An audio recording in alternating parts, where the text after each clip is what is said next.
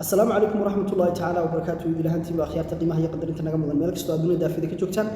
ولكن أبوان بيتش أو له فعل موتيون بيت كفلو جريا شرف بادنتين مقالك الشرقية سوء ميل فوق أصحاب سودو هذا ولي هاتوا محبوب ذجنا برنامج كان يهرك فنكا يوم مسرح الصوماليين كل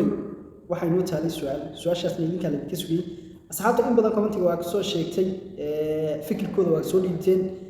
إن لو قصوا مرسي إن كمان قصوا قرتي ويشرين أدي أبدي كم هذا علمي أصحابي وما تسنتي إن هذا بقى سؤال شجواتي وسصحة إن ما أنت نقدرنا أوكي أصحابته أدي أبدي ما تسنتين كل شلو حسلوين سؤال شاسن وحي أهيد ما حكوا كل دويين قرامجة يجبيجا كل أصحابنا أو كومنتيجا كيسو تشوياتي يقار لوقا يجسو تبيبه ويشرين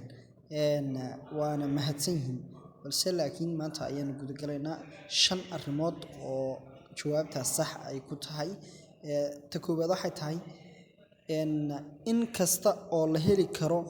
قبيل لميسان يو وجدو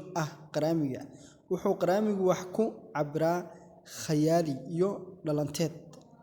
marka xiga hadal lambar 2 macnaha marka xiga halka gabayga looga bartay asluub balaaqo lagu tixgeliyo sida xeel dheerida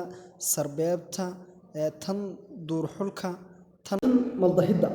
iyo tan qofaynta qaraamigu isagu waa ka qaawan yahay arrimahaas oo dhan lambar 3 qaraamigu xil iyo mas'uuliyad iskama saaro dhinaca qaafiyada marar badanna miisaanka waajibiya معناها قرام يسوي ميزان كما صاروا لنع قافيته اكزامبل قافيته markii la leeyahay waa in uu mataqaanay xaraf uu ku bilaabo xarafna uu ku dhamaado in gabay laakiin qaraamigu hadda isoo waxa ku bilaabay ayuu hadana ba ka dhigaya in qalcada labaad ama saddexaad okay number 4 golaha qaraamiga lagu meeriyo waa ka duwan yahay golaha gabayga lagu naawilo ama lagu tiriyo